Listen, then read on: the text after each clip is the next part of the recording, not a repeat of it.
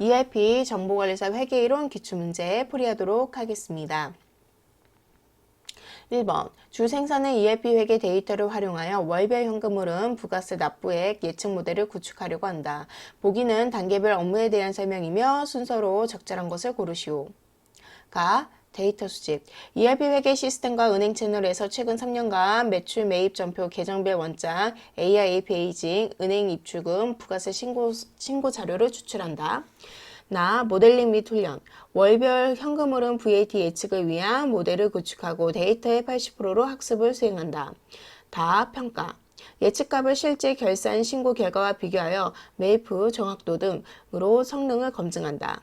락. 점검 및 탐색, 계절적 매출 패턴, 비정상 세무코드, 음수 매출 이상값 등을 시각화로 확인하고 원인을 파악한다.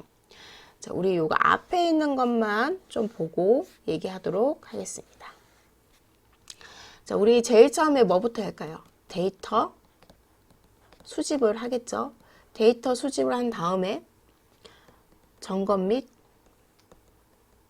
탐색을 합니다. 자, 그 다음에 우리가 이것을 통해서 모델링 및 훈련을 하고요. 그 다음에 마지막에는 잘 되었는지 평가를 확인하겠죠. 자, 그래서 순서가 가, 라, 나, 다가 되겠습니다. 그래서 답은 1번이 되겠네요. 2번 보기에서 나타나는 사물인터넷의 주요 특징으로 적절하지 않는 것은 주 생산 로지스는 스마트 물류 시스템 고도화를 위해 사물인터넷 기술을 도입하였다. 창고에 설치된 IoT 센서는 온도, 습도, 위치 등 자동으로 수집하고 실시간으로 클라우드 서버에 전송한다. 수집된 정보는 물류 관리자에게 자동 경고를 보내거나 시스템이 설정한 기준에 따라 자동으로 냉각 장치를 조절한다. 1번 센서를 통해 물류 데이터를 자동으로 수집한다. 우리가 여기 보면은 IoT 센서를 갖고 이제 자동으로 데이터를 수집하죠. 맞고요. 2번 사물 간 연결을 통해 실시간 정보가 공유된다. 여기 보면은 클라우드 서버에 실시간 클라우드 서버에 전송을 하니까 당연히 정보가 공유가 되겠죠. 라번 클라우드 기반 데이터로 저장하고 분석한다. 아까 여기 나왔죠. 클라우드 서버에 나왔고요. 4번 오프라인 환경에서 작동하기 때문에 네트워크 없이 활용 가능하다고 했는데 우리 사물의 인터넷은 인터넷을 통해서 하는 거예요. 그렇기 때문에 틀린 것은 4번이 되겠습니다. 3번 보기는 주 생산의 ERP 회계 시스템 도입 사례이다. ERP 도입 효과에 대한 설명으로 가장 적절하지 않는 것은 주 생산은 전사 재무회계 디지털 전환을 위해 ERP를 도입하였다. 매일 매출 전표 자동화와 PO, GR 인보이스 3자 대조로 전표 처리 시간이 약 70% 축소되었다. 은행 거래 자동 수집 및 매출 채권 자동 대사로 미매칭 건수가 크게 줄었다. VAT 신고 베스트 프랙티스를 내재화해 신고 오류가 현저히 감소했다. 월말 결산 리드 타임이 단축되고 손익 현금 흐름 대시보드를 실시간으로 제공한다. 1번 세무신고의 베스트 프랙티스를 내재화해 신고 오류를 줄였다. 여기 보면은 세 번째 나왔죠. 1번 맞고요. 2번 재무 데이터 실시간 통합으로 결산 보고가 빨라져 경영 대응력이 높아졌다. 우리가 정보를 실시간 제공받고 월말 결산 리드 타임이 단축이 되었기 때문에 결산 보고가 빨라지겠죠. 3번 반복적이고 규칙 기반의 회계 업무를 자동화하여 수작업 오류와 처리 시간이 감소하였다. 자, 여기 보면은 은행 거래 자동 수집 및 매출 채권 자동 대사로 미매칭 건수가 크게 줄었다고 했죠. 오류가 그만큼 감소했죠. 그래서 여기 3번에 대한 내용이네요. 여기도 시간이 자동으로 축소되었죠. 자동화로 인해서 또 3번에 같은 내용입니다. 자, 4번 전표 입력 담당자가 데이터 접근성을 바탕으로 전략적 투자 의사결정을 단독으로 수행하게 되었다. 여기 이제 투자 의사결정에 대한 내용이 없죠. 그렇기 때문에 답은 4번이 되겠습니다. 4번 차세대 ERP 비즈니스 애널리틱스에 관한 설명으로 가장 적절하지 않는 것은 자, 우리 1번에 보면은 비즈니스 애널리틱스는 구조화된 데이터만 분석 대상으로 했는데 구조화된 것뿐만 아니라 비구조화된 데이터도 분석을 합니다. 그래서 답은 1번이고요. 2번, 3번, 4번은 한번 읽어보시기 바랍니다. 5번. 재무회계의 목적 및 특징에 대한 설명으로 가장 적절한 것은 1번. 재무회계는 기업의 내부 구성원만을 위한 정보를 작성하는 데 중점을 둔다. 자, 요거 1번은 관리회계에 대한 내용이죠. 예, 내부 구성원만을 위한 정보니까. 2번. 재무회계는 불확실한 미래를 예측하여 전략 수립에 활용되는 정보를 제공한다. 자, 얘도 이제 관리회계 또는 예산회계에 대한 설명입니다. 그래서 얘 같은 경우는 우리 재무회계는 우리 과거의 실적을 이제 보고를 하는 거죠. 3번 재무회계는 제품별 원가 계산과 같은 세부적인 내부 정보를 초점에 맞춘다라고 했는데, 자, 얘는 관리회계에 대한 설명입니다. 4번 재무회계는 투자자, 채권자 등 외부 이해 관계자에게 기업의 재무 상태를 보고하기 위해 사용된다라고 되어 있죠. 자, 그렇기 때문에 답은 4번이 되겠습니다.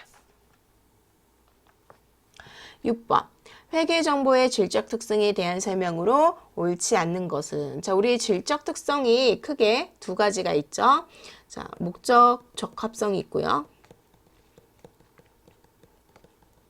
자, 목적 적합성에는 예피적, 예측 가치, 피드백 가치,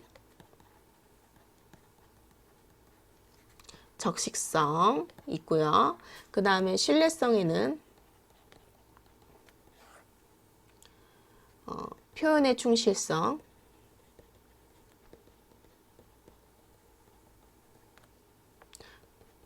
중립성, 검증 가능성이 있습니다.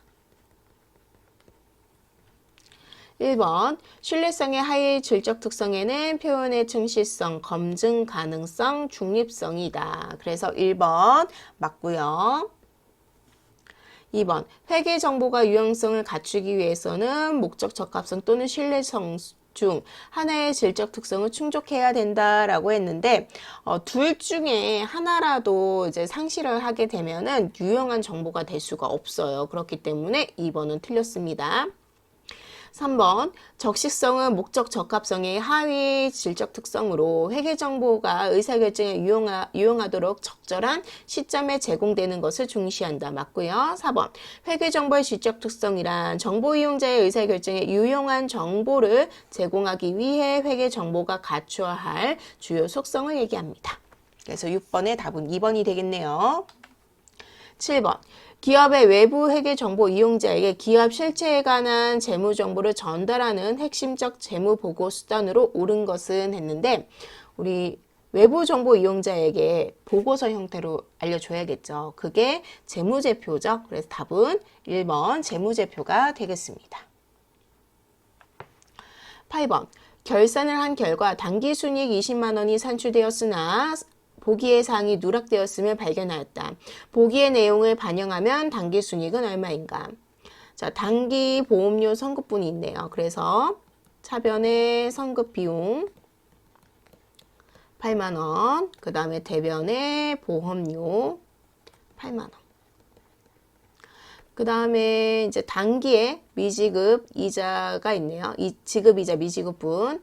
그래서 차변의 이자 비용 4만 원, 대변에는 미지급 비용이 되겠습니다.